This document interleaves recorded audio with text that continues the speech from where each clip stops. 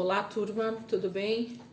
Bora lá para nossa leitura, mais um dia, né? Semana tá avançando, já chegamos aí na quarta-feira dessa semana 27, hoje dia 26 de junho, última semana, né, desse mês de junho, e a gente vai caminhar aqui na palavra. Hoje a gente vai ler 1 Reis, capítulo 17, 18 e 19. Nós estamos no período da monarquia de Israel, Reino do Norte, sendo conduzido por Acabe nesse momento, e o Reino do Sul também sendo conduzido por um descendente de Davi. Não me lembro agora o nome, mas a gente sabe que no Reino do Norte quem tá lá é Acabe, né? Justamente porque Elias está nesse momento aqui. Vamos lá? Então, 1 Reis, capítulo 17, é o primeiro texto de hoje. A gente vai ver que 1 Reis 17 diz assim: Ora, Elias de Tisbe, em Gileade, disse a Acabe: Juro pelo nome do Senhor, o Deus de Israel, a quem sirvo, que não cairá orvalho nem chuva nos anos seguintes, exceto mediante a minha palavra. Depois disso, a palavra do Senhor veio a Elias: Saia daqui, vá para o leste e esconda-se perto do riacho de Querite, a leste do Jordão. Você beberá do riacho, e dei ordens aos corvos para o alimentarem lá. E ele fez o que o Senhor lhe tinha dito. Foi para o riacho de Querite, a leste do Jordão, e ficou lá. Os corvos lhe traziam pão e carne de manhã e de tarde, e ele bebia a água do riacho. Algum tempo depois, o riacho secou-se por falta de chuva. Então a palavra do Senhor veio a Elias: Vá imediatamente para a cidade de Sarepta de Sidom e fique por lá. Ordenei a uma viúva daquele lugar que lhe forneça comida. E ele foi. Quando chegou à porta da cidade, encontrou uma viúva que estava colhendo gravetos. Ele a chamou e perguntou: Pode me trazer um pouco da água numa jarra para beber? Enquanto ela ia buscar água, ele gritou: Por favor, traga também um pedaço de pão. Mas ela respondeu: Juro pelo nome do Senhor, o teu Deus, que não tenho nenhum pedaço de pão, só um punhado de farinha num jarro e um pouco de azeite numa botija. Estou colhendo uns 2 gravetos para levar para casa e preparar uma refeição para mim e para o meu filho, para que a comamos e depois morramos. E Elias, porém, lhe disse: Não tenha medo, vá para casa e faça o que eu disse. Mas primeiro faça um pequeno bolo com o que você tem e traga para mim. E depois faça algo para você e para o seu filho.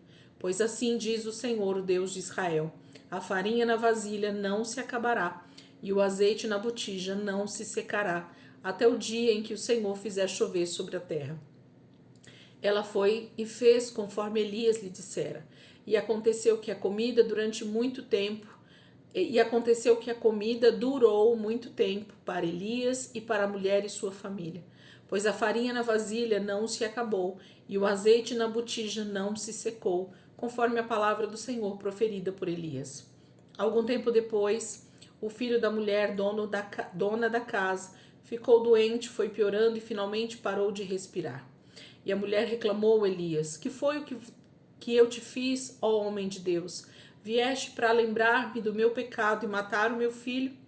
Dê-me o seu filho, respondeu Elias. Ele o apanhou dos braços dela, levou-o para o quarto de cima, onde estava hospedado, e o pôs na cama.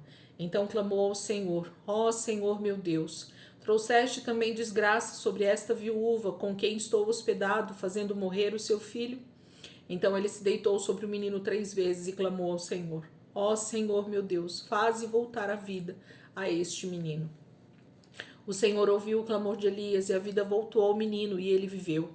Então Elias levou o menino para baixo, entregou-o à mãe e disse: Veja, o seu filho está vivo. Então a mulher disse a Elias: Agora sei que tu és um homem de Deus e que a palavra do Senhor vinda da tua boca é a verdade. Capítulo 17 nós lemos ontem, né?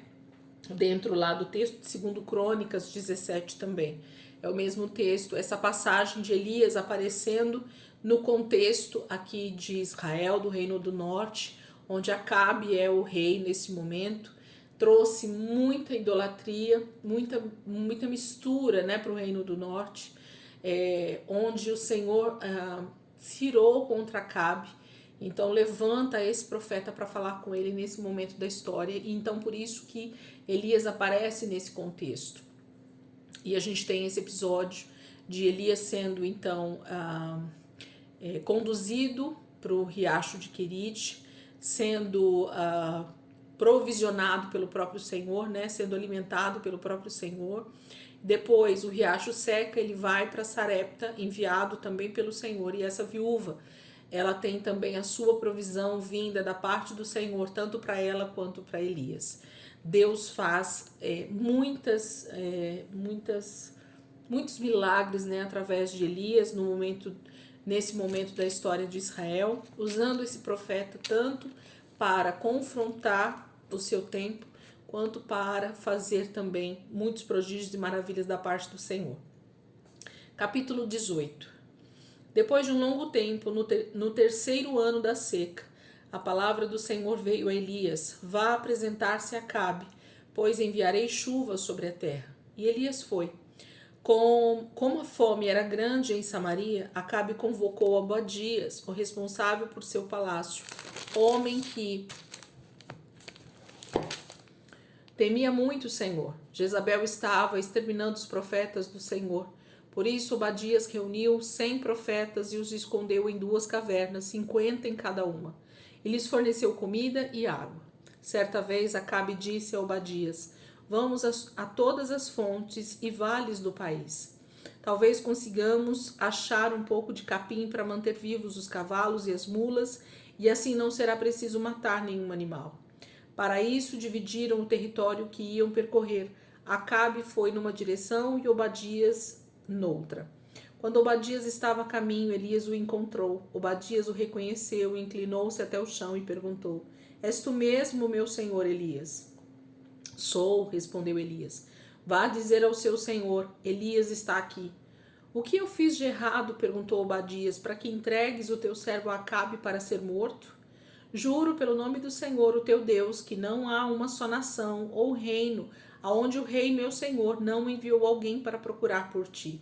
E sempre que uma nação ou reino afirmava que tu não estavas lá, ele os fazia jurar que não conseguiram encontrar-te. Mas agora me dizes para ir dizer ao meu senhor: Elias está aqui?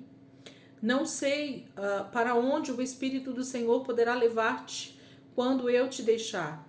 Se eu for dizer isso a Acabe e ele não te encontrar, ele me matará. E eu, que sou teu servo, tenho adorado o Senhor desde a minha juventude.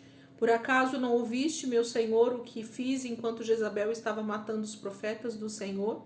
Escondi 100 dos profetas do Senhor em 2 cavernas, 50 em cada uma, e os abasteci de comida e água.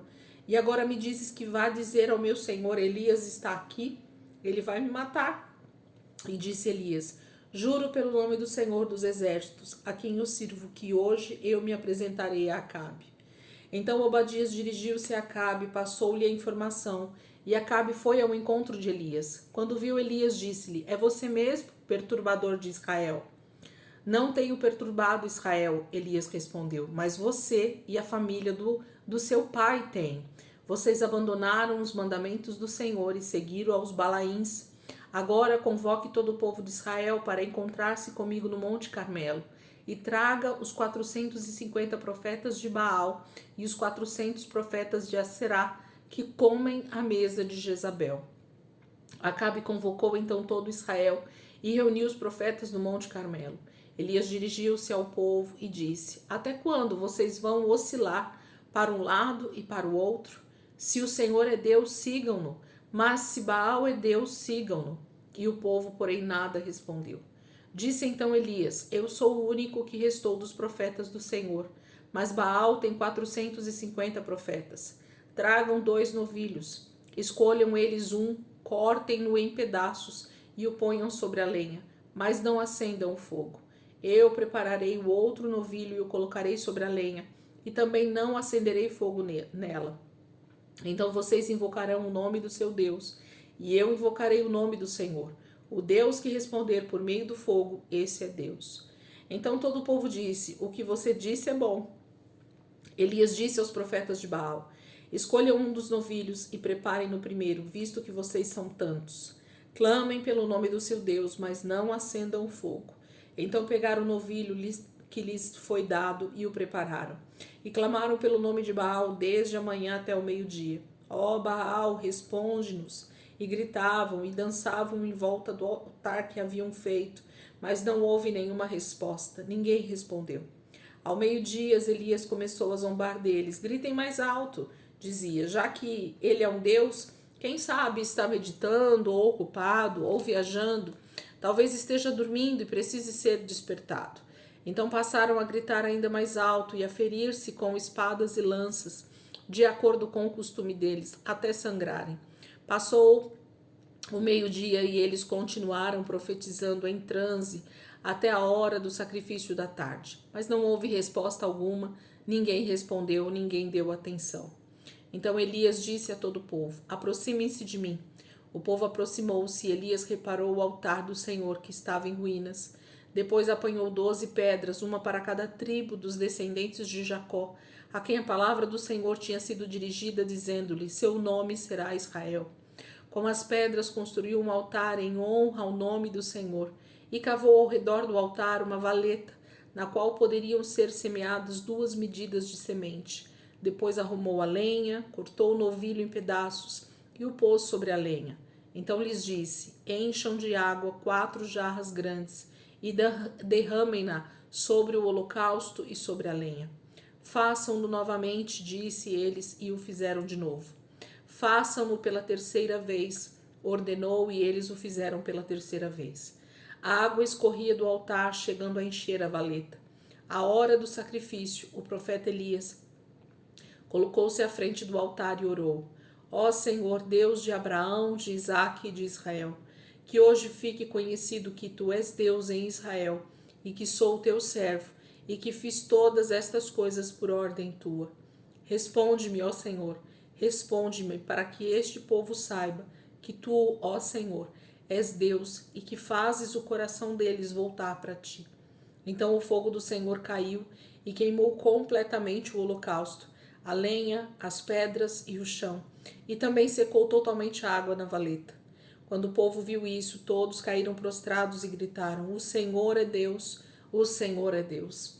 Então Elias ordenou-lhes: prendam os profetas de Baal, não deixem nenhum escapar. Eles o prenderam e Elias os fez descer ao riacho de Quizon e lá os matou. E Elias disse a Acabe: vá comer e beber, pois já ouço barulho de chuva pesada. Então Acabe foi comer e beber, mas Elias subiu até o alto do Carmelo, dobrou-se até o chão e pôs o rosto entre os joelhos. Vá e olhe na direção do mar, disse a seu servo. E ele foi e olhou. Não há nada lá, disse ele. 7 vezes Elias mandou: volte para ver. Na 7ª vez o servo disse: uma nuvem tão pequena quanto a mão de um homem está se levantando do mar.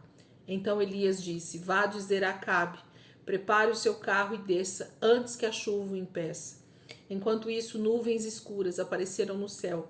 Começou a ventar e a chover forte, e Acabe partiu do carro para Jezreel. O poder do Senhor veio sobre Elias, e ele, prendendo a capa com o cinto, correu à frente de Acabe por todo o caminho até Jezreel. Capítulo 18 fala desse momento, em que Elias então se apresenta a Acabe, depois de praticamente 3 anos de muita seca, e de Acabe ter procurado por Elias em todos os lugares possíveis durante esses 3 anos. Acabe simplesmente vasculhou todo Israel e os reinos ao redor atrás de Elias para matá-lo, devido a essa palavra profética, desse tempo, de tanta seca, de tanta escassez em Israel, no Reino do Norte. Mas o Senhor escondeu, Elias durante todo esse tempo. E nesse momento ele se apresenta, mas se apresenta já vindo com uma palavra, com um ato profético que deveria ser feito naquele momento diante de todo Israel. E o Senhor se apresenta por meio do fogo, recolhendo esse holocausto que Elias fez. Então o Senhor se mostra como rei novamente, como Senhor sobre todo Israel. E Elias então mata todos os profetas de Baal, e então a chuva volta a cair sobre a terra para que traga então novamente toda a provisão, alimentos e tudo mais, né? A abundância sobre Israel. A palavra de Elias se cumpre nesse momento, diante de todo o povo de Israel e diante do próprio Acabe e de todos os seus profetas que ele matou. Capítulo 19, para a gente finalizar a leitura de hoje. Ora, Acabe contou a Jezabel tudo o que Elias tinha feito e como havia matado todos aqueles profetas à espada. Por isso, Jezabel mandou o mensageiro Elias para dizer-lhe: que os deuses me castiguem com todo rigor, se amanhã nesta hora eu não fizer com a sua vida o que você fez com a deles. Elias teve medo e fugiu para salvar a vida. Em Berseba de Judá, ele deixou seu servo e entrou no deserto, caminhando um dia. Chegou a um pé de giesta, sentou-se debaixo dele e orou, pedindo a morte. Já tive o bastante, Senhor, tira minha vida. Não sou melhor do que os meus antepassados. Depois se deitou debaixo da árvore e dormiu. De repente um anjo tocou nele e disse: levante-se e coma. Elias olhou ao redor e ali junto à sua cabeça havia um pão assado sobre brasas quentes e um jarro de água. Ele comeu, bebeu e deitou-se de novo. E o anjo do Senhor voltou, tocou nele e disse: levante-se e coma, pois a sua viagem será muito longa. Então ele se levantou, comeu e bebeu. Fortalecido com aquela comida, viajou 40 dias e 40 noites, até chegar a Horebe, o monte de Deus, e ali entrou numa caverna e passou a noite. E a palavra do Senhor veio a ele: o que você está fazendo aqui, Elias? E ele respondeu: tenho sido muito zeloso pelo Senhor, o Deus dos exércitos. Os israelitas rejeitaram a tua aliança, quebraram os teus altares e mataram os teus profetas à espada. Sou o único que sobrou, e agora também estão procurando matar-me. O Senhor lhe disse: saia e fique no monte, na presença do Senhor, pois o Senhor vai passar. Então veio um vento fortíssimo que separou os montes e esmigalhou as rochas diante do Senhor. Mas o Senhor não estava no vento. Depois do vento houve um terremoto, mas o Senhor não estava no terremoto. Depois do terremoto houve um fogo, mas o Senhor não estava nele. E depois do fogo houve um murmúrio de uma brisa suave. Quando Elias ouviu, puxou a capa para cobrir o rosto, saiu e ficou à entrada da caverna. E uma voz lhe perguntou: o que você está fazendo aqui, Elias? E ele respondeu: tenho sido muito zeloso pelo Senhor, o Deus dos exércitos. Os israelitas rejeitaram a tua aliança, quebraram os teus altares e mataram os teus profetas à espada. Sou o único que sobrou, e agora também estão procurando matar-me. E o Senhor lhe disse: volte pelo caminho por onde veio e vá para o deserto de Damasco. Chegando lá, unja Azael como rei da Síria. Unja também Jeú, filho de Ninsi, como rei de Israel, e unja Eliseu, filho de Safate, de Abel-Meolá, para suceder a você como profeta. Jeú matará todos aquele que escapar da espada de Azael, e Eliseu matará todo aquele que escapar da espada de Jeú. No entanto, fiz sobrar 7.000 em Israel, todos aqueles cujos joelhos não se inclinaram diante de Baal, e todos aqueles cujas bocas não o beijaram. Então Elias saiu de lá e encontrou Eliseu, filho de Safate. Ele estava arando com 12 parrelhas de bois e conduzindo a 12ª parrelha. Elias o alcançou e lançou sua capa sobre ele. Eliseu deixou os bois e correu atrás de Elias. Deixa-me dar um beijo de despedida em meu pai e minha mãe. E disse: e então irei contigo. Vá e volte, respondeu Elias. Lembre-se do que fiz a você. E Eliseu voltou, apanhou a sua parrelha de bois e os matou. Queimou o equipamento de arar para cozinhar a carne e a deu ao povo, e eles comeram. Depois partiu com Elias, tornando seu auxiliar. Capítulo 19 fala dessa fuga por causa da palavra, né, de Jezabel, mas o Senhor vai buscar Elias, né, porque Deus tem algo que ele começa e ele termina na vida de todos nós. Deus não deixa nada pela metade, né? E Elias era o profeta desse momento na história de Israel. E o Senhor termina aquilo que ele começa na vida de Elias. Elias é o profeta para aquele momento. Então, agora ele passa o bastão, sim, para a vida de Eliseu, para esse rei da Síria, que vai se levantar contra Israel, e para Jeú, que vai se tornar rei do reino do norte no lugar de Acabe. E Deus libera essa profecia no finalzinho aqui do capítulo 19, que vai se cumprir exatamente como o Senhor profetizou, através de Elias e através desses homens, que nesse momento Elias unge para continuar essa jornada. E Elias então chama esse profeta, esse auxiliar, né, que seria profeta no seu lugar, chamado Eliseu, que a gente vai começar a ver um pouquinho sobre ele a partir de então, né, do arrebatamento de Elias, tá bom? Então, nossa leitura termina por aqui hoje, que o Senhor possa ministrar a tua vida através desses 3 capítulos de hoje, que são poderosos, de como Deus realmente libera palavras poderosas na vida do seu povo Israel, uma nação, 10 tribos, né, que estavam ali no Reino do Norte, totalmente corrompidas por Acabe e Jezabel, mas o Senhor restaura novamente o teu povo, mostrando sinais e maravilhas para que o povo se lembrasse de que Deus é Deus sobre Israel. Amém, queridos? Deus abençoe. Ótima quarta-feira aí para vocês. E amanhã, se Deus quiser, a gente vai continuar aqui. Nós vamos continuar dentro do livro de 1 Reis mesmo, justamente na continuidade aqui do capítulo 20 e 21, tá bom? Deus abençoe e amanhã, se Deus quiser, a gente está aqui de volta para continuar a nossa leitura.